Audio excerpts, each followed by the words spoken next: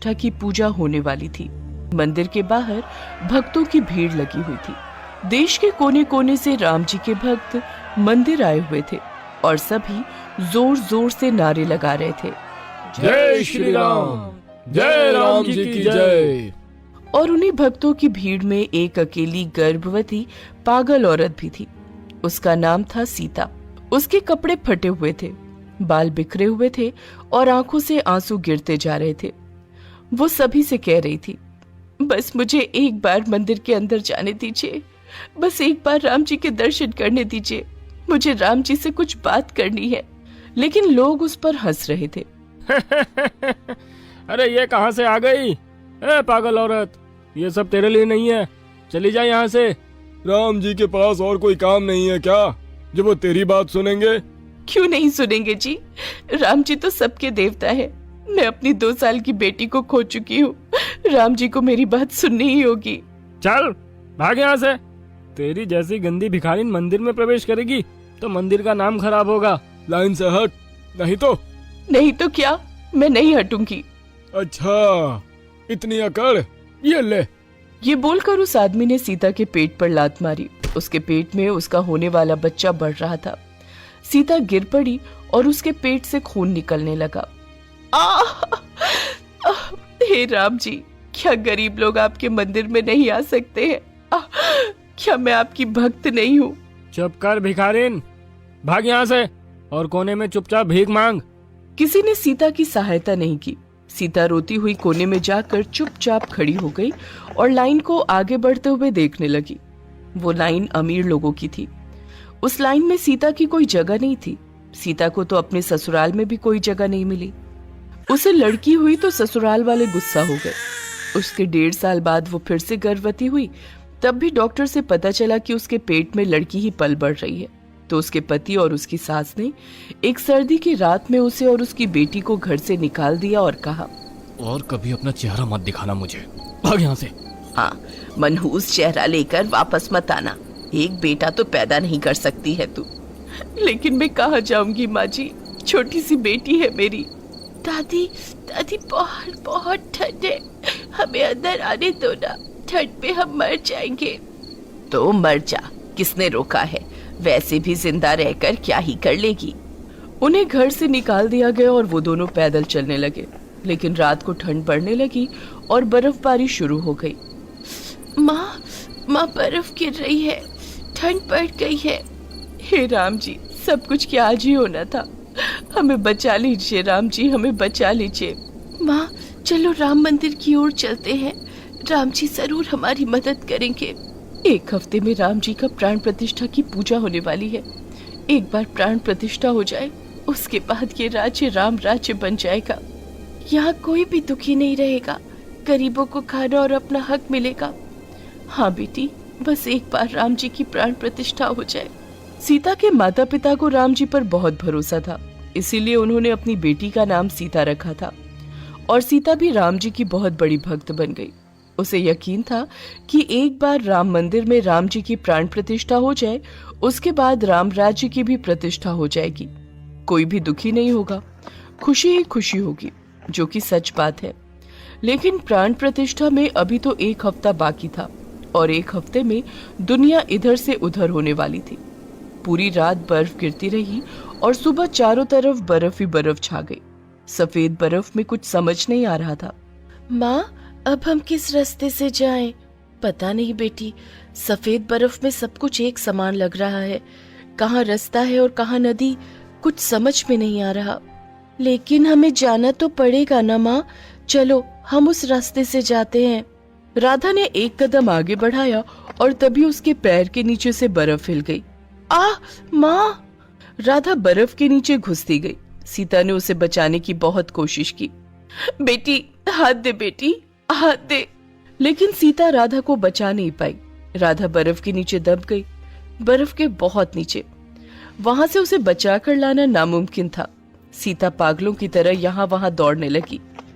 साहब मेरी बेटी को बचा लो ना साहब, बर्फ हटाकर उसे निकाल लो ना साहब। लेकिन पुलिस वालों ने कहा, देखो अभी कुछ नहीं हो सकता है, बर्फ पिघलने के बाद ही हम उसे निकाल सकते हैं।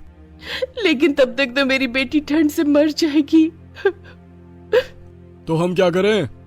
इतनी ठंड में अपनी बेटी को लेकर बाहर निकलने के लिए किसने कहा था? काम धाम तो कुछ है नहीं, बस घूमने निकलते हैं और हमारी मुश्किलें बढ़ाते हैं। अब उन्हें कौन समझाए कि ये सीता की मजबूरी थी। सीता अपनी बेटी के शोक में पागल होती गई और लोगों ने सीता की मदद करने की जगह उसका मजाक बनाया। किसी ने सीता के चेहरे पर कालिक थोप दी। कैसी लग रही है ये पागल भिखारिन? मस्त लग रही है, ये देख मैं क्या करता हूँ।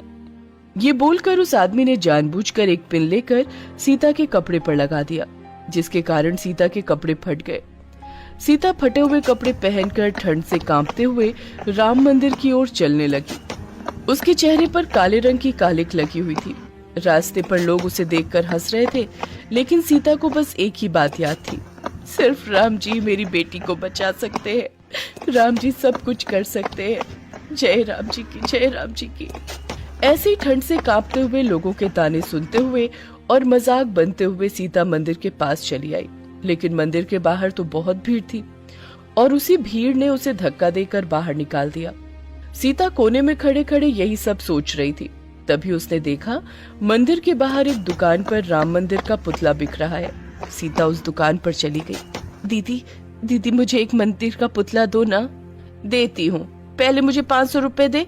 500 रुपए तो नहीं है मेरे पास, तो भाग यहाँ से, पता नहीं कहाँ कहाँ से चले आते हैं। सीता को पुतला भी नहीं मिला। एक अमीर परिवार वहाँ से जा रहा था और उस परिवार की एक छोटी सी बच्ची के हाथ में मंदिर का एक छोटा सा पुतला था, लेकिन वो बच्ची उससे खुश नहीं थी। मुझे ये छोटा पुतला नहीं चाहिए, मुझे बड़ा पुतला चाहिए। ये बोलकर उस बच्ची ने पुतला फेंक दिया। नहीं! सीता दौड़ती हुई गई और छलांग लगाकर उस मंदिर के पुतले को पकड़ लिया। उसे जमीन पर गिरने नहीं दिया। ये क्या कर रही थी बेटी? ये भगवान राम के मंदिर का पुतला है, इसे ऐसे जमीन पर नहीं फेंकते, इसकी जगह तो सर के ऊपर है। लेकिन वो लोग तो अमीर थे और अमीर लोगों में पैसों का घमंड बहुत ज्यादा होता है। उस बच्ची के पिता ने कहा, अरे पागल भिखारिन, मेरी बेटी को ज्यादा ज्ञान मत दे, मैं मेरी बेटी को अभी महंगा पुतला खरीद कर दे दूंगा। अमीरों को ना पैसों की कदर है ना ही भक्ति की, इसीलिए सीता ने उस मंदिर के पुतले को अपने पास रख लिया। असली मंदिर में तो उसे घुसने नहीं दिया गया, इसीलिए उस छोटे से मंदिर को लेकर वो वहां से चली गई। राम मंदिर में प्राण प्रतिष्ठा की पूजा संपन्न हुई। इधर सीता उस छोटे मंदिर की पूजा करती रही। हे राम जी, मेरा चढ़ावा स्वीकार कीजिए, मेरे पास ज्यादा कुछ नहीं है, इसीलिए पेड़ से फल तोड़कर आपको दे रही हूँ। पास ही में एक अमीर औरत खड़ी थी। उसने कहा, चढ़ावे में फल दे रही है, वो भी जूठे? हाँ जी, मैंने बस ये देखा कि फल मीठे हैं या नहीं। खट्टे फल मैंने खुद खा लिए और मीठे फल चढ़ावे में दे दिए। ये सुनकर वो औरत चुप हो गई। सीता की भक्ति असली थी, उसमें कोई मिलावट नहीं था। वो एक पेड़ के नीचे बैठकर भीख मांगती रही, अपनी बेटी के लिए रोती रही और राम जी की पूजा करती रही। इसी तरह कुछ दिन बीत गए। उधर उसके पति ने दूसरी शादी कर ली और एक दिन उसका पति, सास और उसके पति की नई बीवी राम मंदिर जा रहे थे। जल्द से जल्द मंदिर पहुंचना है, भगवान राम से बेटी के लिए प्रार्थना करना है। हाँ बेटा, मुझे भी पोती नहीं पोता चाहिए, घर का वारिस चाहिए। वो तीनों राम मंदिर जाकर पूजा समाप्त करने के बाद लौट रहे थे कि तभी उसकी गाड़ी खराब हो गई और उसी जगह पर सीता पेड़ के नीचे बैठकर राम जी की पूजा कर रही थी। अपने पति और सास को देखकर उसे गुस्सा आ गया और वो दौड़कर उनके पास आई और अपने पति का कॉलर पकड़ लिया। तेरी वजह से मर गई है मेरी बेटी, तुम दोनों की वजह से मर गई है वो। भगवान राम तुम दोनों को सजा देंगे। अरे जा जा, हम अभी अभी भगवान को चढ़ावा देकर आ रहे हैं, राम जी हम पर प्रसन्न हैं। लेकिन मैं तुझ पर प्रसन्न नहीं हूँ सीता, तूने मेरा कॉलर पकड़ लिया, मैं तुझे नहीं छोड़ूंगा। ये बोलकर सीता के पति ने सीता पर हाथ उठा दिया, उसे थप्पड़ मार दिया और सीता गिर पड़ी। एक पत्थर से उसका सर टकरा गया और खून निकलने लगा। तभी आसपास के सारे पेड़ पौधे हिलने लगे, हवाएं चलने लगी और उस छोटे से मंदिर के पुतले से स्वयं राम जी बाहर आए। अपनी पत्नी पर जो हाथ उठाता है वो कभी मेरा भक्त नहीं हो सकता। उठो सीता, मैं आ गया हूँ, अब तुम्हें कुछ नहीं होगा। आप आ गए भगवान, राम राज्य की प्रतिष्ठा हो गई। हाँ सीता, अब से कोई दुखी नहीं रहेगा। समाज के रावणों को सजा मिलेगी, जैसे कि तुम्हारे पति और सास। ये बोलकर राम जी ने तीर चलाकर दोनों का वध कर दिया और उसके बाद राम जी मंदिर के अंदर से राधा को ले आए। ये लो सीता, तुम्हारी बेटी मेरे पास ही थी। माँ, बेटी। सीता को उसकी बेटी वापस मिल गई। राम जी ने सब कुछ सही कर दिया। सीता की और एक बेटी पैदा हुई और राम जी ने सीता को दर्शन दिए हैं, ये बात चारों ओर फैल गई। जिस मंदिर में सीता घुस नहीं पाई थी, उसी मंदिर के पुजारियों ने सीता को मंदिर में रहने का निमंत्रण भेजा और सीता राम जी की सेवा करते हुए जिंदगी बिताने लगी। दोस्तों, आप सभी इस वीडियो पर अपनी माँ की लंबी आयु के लिए कमेंट में आई लव माँ जरूर लिखें। दुर्गा माँ जरूर आपकी इच्छा पूरी करेंगी। और हाँ, इस वीडियो को लाइक जरूर कीजिएगा। जमींदार साहब का भांजा सुखदेव पुजारी जी के सामने ही अंजलि को धक्के मारकर हनुमान जी के मंदिर से बाहर निकाल देते हैं। अंजलि सर के बल गिरती है और उसके सर से खून निकलने लगता है। अंजलि गर्भवती है, उसके पेट में भी बहुत ज्यादा चोट लग जाती है। अंजलि दर्द से कराह उठती है। आह, मर गई। आह, आह। अंजलि की दर्द भरी आवाज से पुजारी जी को दुख पहुंचता है। वो तावले हो जाते हैं, मगर सुखदेव को कोई फर्क नहीं पड़ता, बल्कि वो और गुस्सा हो जाते हैं और गुस्से में अंजलि से कहते हैं, तेरे साथ ऐसा ही होना चाहिए। नालायक कहीं की, तो इस मंदिर में प्रवेश करने के लायक ही नहीं है, बदतमीज औरत। अंजलि डर जाती है। असल में अंजलि इस मंदिर में हनुमान जी की सेवा करती है। वो इस गांव में ही रहती है। उसका पति रमेश 2 महीने पहले एक एक्सीडेंट में गुजर गया है। अंजलि की एक बेटी है पूजा, जो कि विकलांग है। वो बिस्तर से उठ नहीं पाती है। ऊपर से अंजलि फिर से मां बनने वाली है। पति के गुजर जाने के बाद वो पागलों की तरह काम ढूंढ रही थी। काम के लिए वो इस गांव के जमींदार भानु प्रताप के पास गई और रोते हुए बोली, जमींदार साहब, मुझे कुछ काम दीजिए, वरना मेरे बच्चे मर जाएंगे। मैं माँ होकर ये होते हुए कैसे देख सकती हूँ। ठीक है, गांव में हनुमान जी का एक मंदिर है, तुम वहाँ पे पूजा पाठ में पुजारी जी की मदद करो। उसके बदले तुमको और तुम्हारी बेटी को 2 वक्त का खाना मिलेगा। आपका बहुत बहुत धन्यवाद जमींदार साहब। अंजलि हनुमान जी की भक्त है, इसीलिए इस काम से वो बहुत खुश होती है। इसके बाद अंजलि मंदिर में काम पर लग जाती है। अंजलि रोज समय पर मंदिर पहुंचती है और सारा काम कर देती है। पुजारी जी अंजलि के काम से बहुत खुश होते हैं, मगर जमींदार साहब के भांजे सुखदेव को ये पसंद नहीं आता है, क्योंकि सुखदेव मंदिर में हमेशा पड़ा रहता है और हनुमान जी की पूजा का प्रसाद खरीदने के लिए दिए हुए पैसों से कुछ पैसे छुपाकर घर ले जाता है। अंजलि के होने से उस काम में उसे दिक्कत हो सकती है, इसीलिए पहले ही दिन सुखदेव अंजलि के ऊपर गुस्सा है। ऐसे कुछ दिन बीत जाते हैं। एक दिन अंजलि को आने में थोड़ी देर हो जाती है। आ गई बेटी, मैं तेरा ही इंतजार कर रहा था। मगर सुखदेव अंजलि के ऊपर गुस्सा हो जाता है। अरे कामचोर, ये कोई समय हुआ आने का? हनुमान जी की पूजा समय पर नहीं हुई तो सब कुछ खत्म हो जाएगा। तुझे इतना भी नहीं पता क्या, मूर्ख औरत कहीं की। क्षमा कीजिएगा, बेटी को खाना खिलाते खिलाते देर हो गई, आगे से नहीं होगा। अंजलि माफी मांग लेती है और उसके बाद मंदिर की सफाई में लग जाती है। तभी वहाँ पर जमींदार साहब आते हैं और पूजा के फल खरीदने के लिए पुजारी जी को पैसे देते हैं। पुजारी जी, ये लीजिए 400 रुपए, बाजार से बढ़िया फल खरीद के लाइएगा। जी जमींदार साहब। जमींदार साहब वहाँ से चले जाते हैं। उसके बाद सुखदेव पुजारी जी से वो पैसे ले लेता है और अंजलि को बुलाता है। ए अंजलि, इधर आ, ये ले 200 रुपए, जा बाजार से अच्छे फल खरीद कर ला। 200 रुपए? मगर जमींदार साहब ने तो 400 रुपए दिए। ए, वो देखना तेरा काम नहीं है, जितना बोला गया उतना कर, नहीं तो धक्के मारकर इस मंदिर से निकाल दूंगा। अंजलि डर के मारे वहाँ से चली जाती है। वो बाजार से 200 रुपए के फल खरीद कर लाती है और फिर पुजारी जी हनुमान जी की पूजा शुरू करते हैं। जमींदार साहब भी पूजा में शामिल होते हैं। मंदिर के बाहर भक्तों की लाइन लग जाती है। गांव के सभी लोग प्रसाद लिए आए हुए हैं। अंजलि हनुमान जी के लिए भजन गाती है। आरती कीजिए हनुमान लला की, दुष्ट दलन रघुनाथ कला की। आरती कीजिए हनुमान लला की, दुष्ट दलन रघुनाथ कला की। ऐसे ही सभी मिलकर बड़ी शांति से हनुमान जी की पूजा संपन्न करते हैं। उधर स्वर्ग से भगवान राम, सीता मैया और हनुमान जी के साथ ये दृश्य देख रहे हैं। अंजलि का गाना सुनकर तीनों मोहित हो जाते हैं। वाह, इसकी आवाज तो बड़ी मीठी है। हाँ, आपने बिल्कुल सही कहा स्वामी। क्या सुर है इसकी आवाज में। मैं तो मुग्ध हो गया, मैं मोहित हो गया, सम्मोहित हो गया। हनुमान, हाँ प्रभु। तुम्हें पता है कि इसकी आवाज में ये गाना इतना मीठा क्यों लग रहा है? क्यों प्रभु? क्योंकि ये पूरे मन से तुम्हें पुकार रही है। यही तुम्हारी सच्ची भक्त है। बाकी सब तो भक्त होने का दिखावा करते हैं। मुझे पता है प्रभु, इसका नाम अंजलि है। ये बहुत ही गरीब है, मैं इसकी मदद करूंगा। हनुमान जी ये सब कह ही रहे थे, तभी उन्होंने देखा कि मंदिर में कुछ बातचीत हो रही है। भक्तों में प्रसाद बांटा जा रहा है।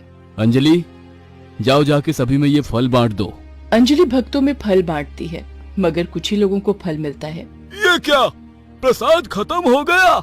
ये क्या बात हुई जमींदार साहब?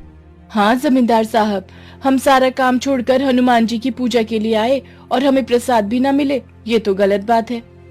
ये देख और सुनकर जमींदार साहब गुस्सा हो जाते हैं। वो पुजारी जी से पूछते हैं, पुजारी जी, मैंने आपको फल खरीदने के लिए 400 रुपए दिए थे, मगर 400 रुपए में फल तो बहुत आते हैं, तो फिर ये कम क्यों पड़ रहे हैं?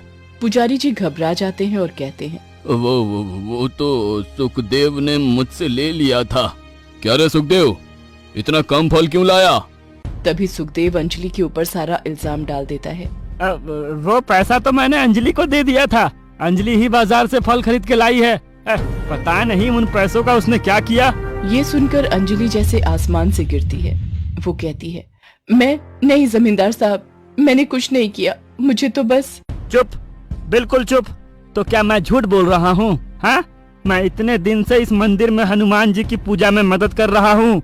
मैं जमींदार साहब का भांजा हूँ, रिश्तेदार हूँ। मैं झूठ बोल सकता हूँ? हाँ, ये औरत ही चोर है, इसने ही चोरी की है।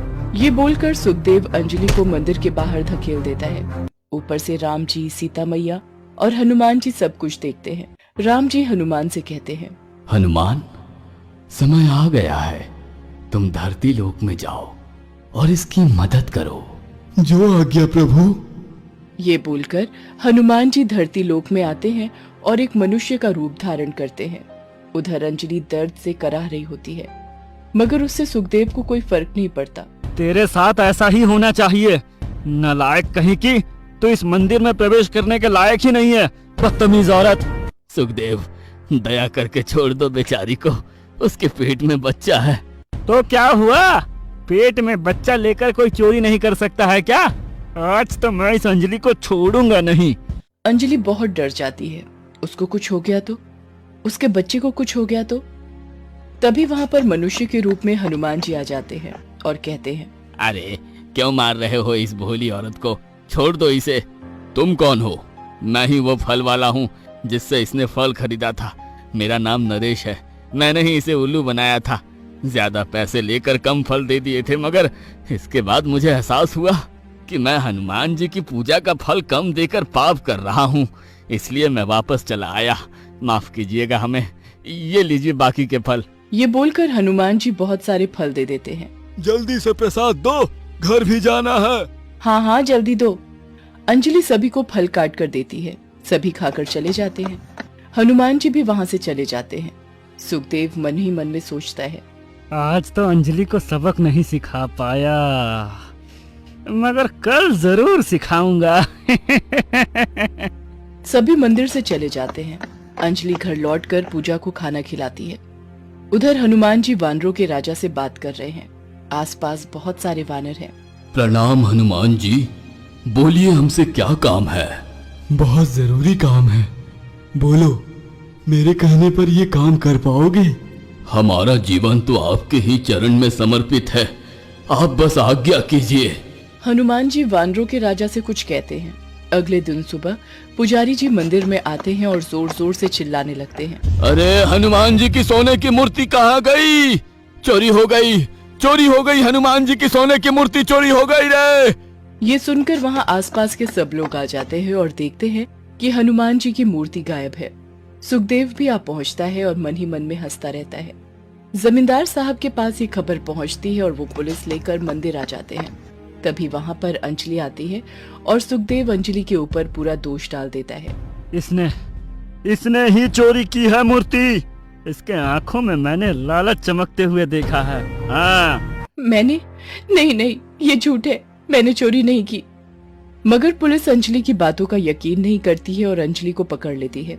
तभी वहां पर मनुष्य के रूप में हनुमान जी आ जाते हैं।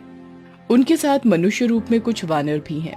उसमें वानरों के राजा भी मौजूद हैं। नहीं, ये चोरी अंजलि ने नहीं की है, ये चोरी हमने की है।